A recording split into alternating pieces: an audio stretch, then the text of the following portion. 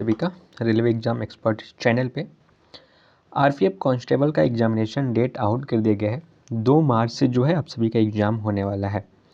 मात्र 1 महीना आप सभी के पास बचा हुआ है। 1 महीना में 1 दिन कम ही बचा हुआ। अगर आप वीडियो आज देख रहे हैं तो 1-2 दिन बाद अगर आप वीडियो को देखेंगे तो जैसे जैसे आप जितने दिन लेट से देखेंगे उतना दिन आपके पास घटते जाएंगे, क्योंकि आरपीएफ जो कांस्टेबल का एग्ज़ाम है ये डेट आउट हो गया है।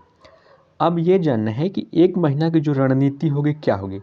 जिसका सिलेबस कंप्लीट हो चुका है उनके लिए भी ये है, जिनका सिलेबस कंप्लीट नहीं हुआ है उनको क्या करना है, जिनका रिवीजन कंप्लीट हो गया है उनको क्या करना है, जिनका नहीं हुआ है उनको क्या करना है। सभी के लिए यहाँ पे अलग अलग सेक्टर वाइज करके हम बात करेंगे। जिनका सिलेबस हो गया उनको क्या करनी चाहिए, जिनकी नहीं हुई है उनको क्या करनी चाहिए, मॉक देनी चाहिए या नहीं, मॉक दे प्लस रिवीजन कैसे किया, प्लस PYQ सीरीज को कैसे लेके चले, जो सब कुछ पढ़ लिए हैं अब उनको क्या पढ़ना चाहिए। ये 1 महीना की संपूर्ण रणनीति बताने वाले हैं, क्योंकि आरपीएफ कांस्टेबल का जो एग्ज़ाम्स डेट है ये आउट कर दिए गए हैं। पूरा डिटेल से इसमें हम लोग चर्चा करने वाले हैं इस वीडियो में। जो भी आरपीएफ कांस्टेबल एग्ज़ाम डेट से रिलेटेड जो आई है, इसके बाद इस वीडियो देखने के बाद आपको कहीं भटकने की ज़रूरत नहीं होगी कि हाँ 1 महीना की सही रणनीति क्या होगी। जो रणनीति बताएंगे हम वो रामबाण रणनीति होगी आप सभी के लिए। तो चलिए शुरू करते हैं। सबसे पहले देख लेते हैं जो डेट रिलीज़ किया गया है रेलवे के द्वारा। ठीक है, जो अनुमानित लगाई जा रही थी कि जनवरी लास्ट में एग्ज़ाम होगी वो काफ़ी दूर हो चुकी है। यहाँ पे आप देख पाएंगे ये ऑफिशियल नोटिस रिलीज़ दिया गया है। आज से 2 दिन पहले ये नोटिस जारी हुआ है। यहाँ पर देख पाएंगे सेंट्रल आरपीएफ 2024 जो है आरपीएफ कांस्टेबल कंप्यूटर बेस्ड जो है वो स्टार्ट हो रहा है। एग्ज़ाम डेट से 2 मार्च 2025 से 20 मार्च 2025 तक एग्ज़ाम लेके ये कंडक्ट करा लिए जाएंगे। कंप्यूटर बेस्ड सीबीटी एग्ज़ाम्स होने वाले हैं। उसके बाद यहाँ पे आप देख पाएंगे dates for other centre will be announced in due to courses. जैसे कि अब 2 मार्च से एग्ज़ाम स्टार्ट होने वाले हैं ना, तो एडमिट कार्ड आप लोग के पास जो है 2 मार्च स्टार्ट होने से जस्ट 10 दिन पहले अवेलेबल कराया जाएगा। वो भी एडमिट कार्ड अवेलेबल नहीं कराया जाएगा, वो बस एग्ज़ाम सिटी बता दिया जाएगा कि जैसे ही टेक्नीशियन के एग्ज़ाम में हुआ था कि आपका एग्ज़ाम जो है किस सिटी में दिया गया है, कौन सा स्टेट के किस शहर में दिया गया है, और आपका जो एडमिट कार्ड है वो 72 घंटा पहले डाउनलोड होना शुरू हो जाएगी। मोबाइल पर जैसे SMS आया था उसी प्रकार से SMS करके भी बताया जाएगा। बाकी आप रेलवे के ऑफिशियल वेबसाइट पर जाके चेक करेंगे बार बार। यहाँ पे कुछ पॉइंट बताई गई है कि एग्ज़ाम में क्या क्या ले जाना है, नहीं ले जाना है। आधार कार्ड लिंकेड बायोमेट्रिक ऑथेंटिकेशन जो कि हुआ था टेक्नीशियन में वगैरह, वो सारा चीज़ यहाँ पे सेम रखा गया है। ये 28/1/2025 को ये नोटिस रिलीज किया गया है, यानी 28 जनवरी को ये नोटिस रिलीज कर दिया गया है। तो ये तो हो गई नोटिस के बाद। अब बात करते हैं कि आरपीएफ कांस्टेबल एग्ज़ाम जो मात्र 1 महीना से 1 दिन कम ही बचा हुआ है उसकी रणनीति कैसे होगी। देखिए, 2 तरह के बच्चे इस वीडियो को देख रहे हैं। एक वो जिनकी सिलेबस ख़त्म हो गई है, एक वो जिनकी सिलेबस ख़त्म नहीं हुई है, अभी पढ़ ही रहे हैं, एक वो जिनकी की सिलेबस भी कंप्लीट हो गई है, रिवीजन भी हो गई है, फिर उनकी तो कोई बात ही नहीं है, वो सारा चीज़ कर ही लिए हैं। दूसरी बात, सबसे पहले मैं बात करता हूँ इसमें कि वेटेज क्या रहता है। सबसे पहले पेपर की वेटेज को मैं बात कर लेता हूँ। तो यहाँ पे जो जनरल अवेयरनेस होने वाले होते हैं ना, जनरल अवेयरनेस, ये 50 नंबर की होती है, सबको पता है।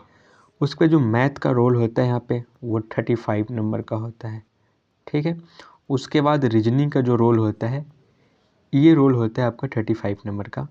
टोटल जो एग्ज़ाम होता है वो 120 नंबर का एग्ज़ाम्स होता है।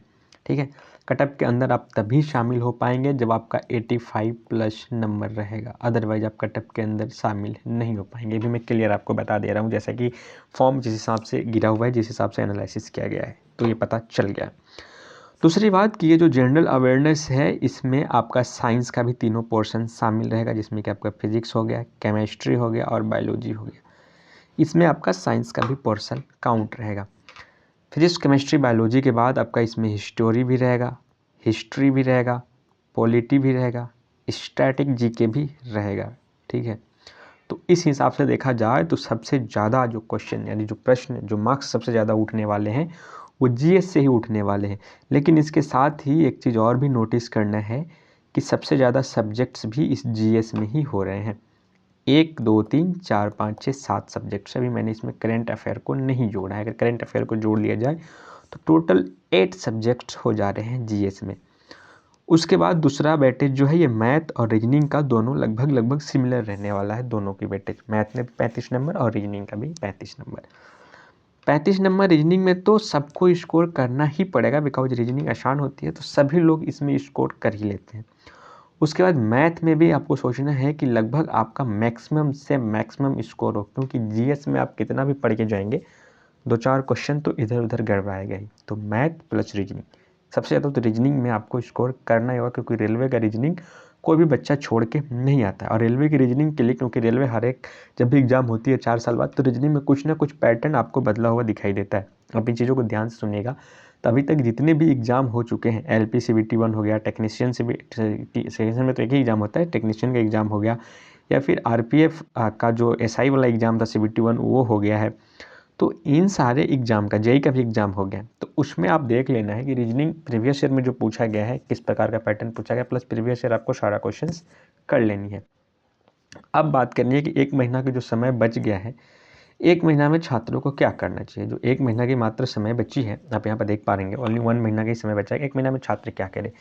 जिनकी सिलेबस हो गई है या फिर नहीं हुई है, सभी यहाँ पे स्टॉप हो जाएंगे, कुछ नहीं करेंगे। मेरी बात पूरी ध्यान से सुनेंगे। जिनकी सिलेबस नहीं भी हुई है पूरा, वो अब सिलेबस पूरा करने के चक्कर में नहीं रहेंगे।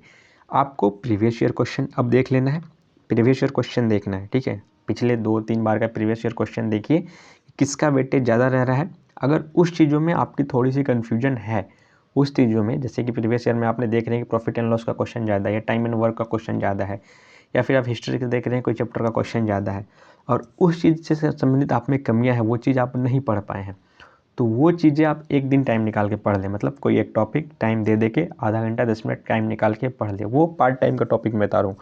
फुल टाइम में आपको क्या करना है, प्रीवियस ईयर नहीं करना है। फुल टाइम में आपको टाइम, मतलब प्रीवियस ईयर पहले देख लेना है, क्या क्या चीज़ों में फंस रहे हैं वो आप एक एनालिसिस कर लेना है।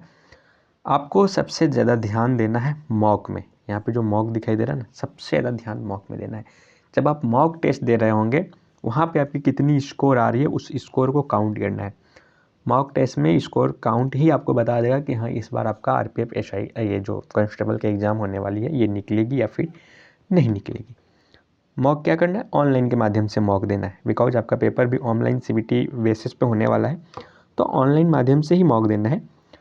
मॉक में जब आप मॉक दे रहे होंगे, तो वहाँ पे आपकी कमजोरी पता चल जाएगी कि हाँ, आप किस पोर्शन में वीक के रह जा रहे हैं, कितना देर में मॉक अटेम्प्ट कर पा रहे हैं। जितना मॉक देंगे, जितना प्रैक्टिस दबा के करेंगे, उतने ही बेहतर होगा। अब 1 महीना बच गया ना, 1 महीना में सिलेबस कंप्लीट करना छोड़ दो, दबा के मॉक दो, दबा के प्रीवियस ईयर देखो, प्रीवियस ईयर भी डेली एक देखो, डेली 1 से 2 मॉक भी दो, 2 मॉक टाइम हो रहा है तो 2 मॉक दो।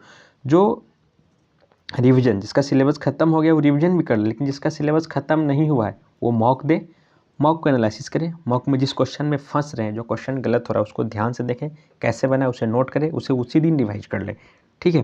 अगर मैथ रीजनिंग का बात करें तो मॉक दी, जिस क्वेश्चन में फंस गए उसको उसी दिन शाम में, सुबह मॉक दी तो शाम में उसका रिवाइज कर लिया। 2-3 मॉक एक दिन में देने के प्रयास करें, ठीक है, और उस मॉक का रिविजन करें। प्लस जिनका सिलेबस खत्म हो गया तो वो सिलेबस का भी रिविजन करें। PYQ भी वो जो कि प्रीवियस ईयर उनका है वो भी दे, उनके साथ वो भी मॉक दे। मॉक देना बहुत ज़रूरी है। अभी ऑनलाइन माध्यम से आप मॉक दें, आपको जो भी प्लेटफॉर्म अच्छा लगता है, जहाँ से भी आपको मॉक मिले ऑनलाइन दीजिए, ठीक है। सभी प्लेटफॉर्म पे अच्छे क्वेश्चन उपलब्ध रहते हैं। मैं कभी सलाह नहीं दूंगा कि ऑफलाइन मॉक दीजिए, बिकॉज जब एग्जाम्स ऑनलाइन हो रही है तो आप ऑनलाइन ही मॉक टेस्ट दीजिए। मैथ के क्वेश्चन कोई ज़्यादा हार्ड नहीं होते। बात करी जाए इस एग्ज़ाम में, मैथ के क्वेश्चन कोई ज़्यादा हार्ड नहीं होते, लेकिन कुछ क्वेश्चन ऐसे होते हैं जो कि आपको परेशान कर सकते हैं, और जो क्वेश्चन परेशान करते हैं वही क्वेश्चन कट ऑफ भी डिसाइड करते हैं, क्योंकि हल्के क्वेश्चन तो सारे लोग बना लेते हैं, ठीक है। हल्का क्वेश्चन तो सारे लोग बना लेते हैं मॉक में। तो जो आप मॉक दीजिएगा, मॉक से ही आपका डिसाइड हो जाएगा। तो जो सिलेबस कंप्लीट करने के पीछे भाग रहे थे, कुछ नहीं, चुपचाप शांत हो जाइए कि सिलेबस कंप्लीट हो गया तो रिवीजन दीजिए, सिलेबस कंप्लीट नहीं हो गया तो मॉक दीजिए। जिसका कंप्लीट हो गया उनको भी मॉक देना है, मॉक सबको देना है, मॉक किसी को नहीं छोड़ना है। मॉक कीजिए, और प्रीवियस ईयर जितने भी क्वेश्चन हैं उस क्वेश्चन को आप चाट जाइए। उसके साथ ही जो अभी तक रेलवे एग्ज़ाम ले चुका है, जैसे जेईई का एग्ज़ाम ले लिया है, उसमें जितने भी जीएस के क्वेश्चन आ रहे हैं, मैथ के क्वेश्चन आ रहे हैं, साइंस के क्वेश्चन आ रहे हैं, उसके बाद देखा जाए तो टेक्नीशियन का एग्ज़ाम हो गया है, एलपीसीबीटी 1 का एग्ज़ाम हो गया है, आरपीएफ एसआई का एग्ज़ाम हो गया सीबीटी 1 का। तो ये प्रीवियस ईयर का आंसर की जो है रेलवे ने जारी कर दिया है, वो सारे आंसर की आप देख लें। उसके बाद अगर आपके पास टाइम बच जा रहा है, तो इतने सारे करने के बाद हो सकता है इतने सारे आप लोग 20 दिन में कंप्लीट कर ले, आपके पास और 10 दिन बच जाए।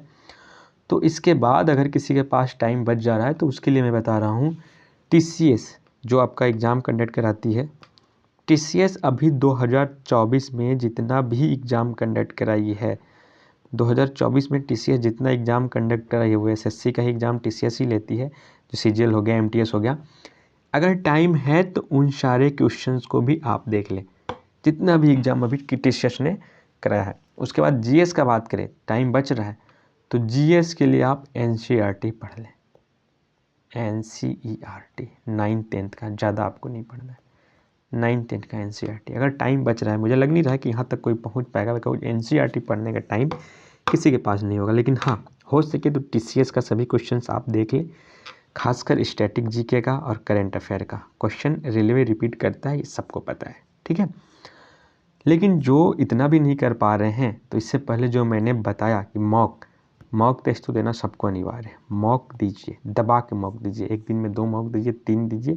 मॉक के साथ ही आपको प्रीवियस ईयर क्वेश्चन करना है, प्रीवियस ईयर PYQ कीजिए, इतना में ही आपका काम हो जाए। 3-4 बुक लेके नहीं बैठना है, बुक है तो कोई एक ही बुक को फॉलो कीजिए। जैसे रेलवे के लिए एसपीडी का बुक बहुत बढ़िया होता है, आप इसी को 4 बार पढ़ लीजिए, अभी भी आपके पास टाइम है, क्योंकि जीएस का वेटेज ज़्यादा है, 50 नंबर के जीएस है, लगभग एसपीडी से जीएस कवर हो जाता है। एसपीडी के लिए, मतलब रेलवे के लिए एसपीडी ही फेमस है। तो आरपीएफ कांस्टेबल के लिए एक छोटी सी जानकारी थी कि अब 1 महीना का सबसे बेस्ट जो रणनीति है यही रहेगी। अच्छा, और एक बात ये भी मैं बोलना चाहूँगा कि ज़्यादा यूट्यूब पे जाके किसी का भी वीडियो नहीं देखने की ज़रूरत है। मेरी ही वीडियो हो या किसी और की वीडियो, ज़्यादा वो सब देखने की ज़रूरत नहीं है।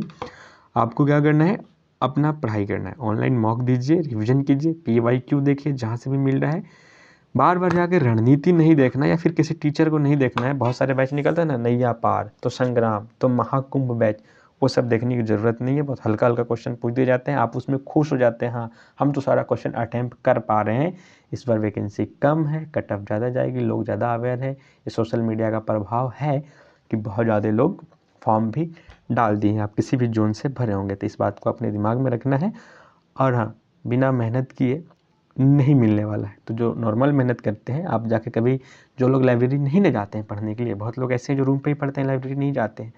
जो लोग लाइब्रेरी नहीं जाते हैं वो कभी लाइब्रेरी जाके देखना, पढ़ने के लिए नहीं, बस घूमने के लिए जाके देख लेना कि लाइब्रेरी में लोग कितने कितने घंटा विदाउट डिस्ट्रैक्शन का कैसे मेहनत करते हैं, कैसे पढ़ते हैं। हालांकि इस पर मैं एक और भी अपडेट लाऊंगा जब 15 दिन एग्जाम बच गई रही होगी, तो क्या करना है और कैसे करना है।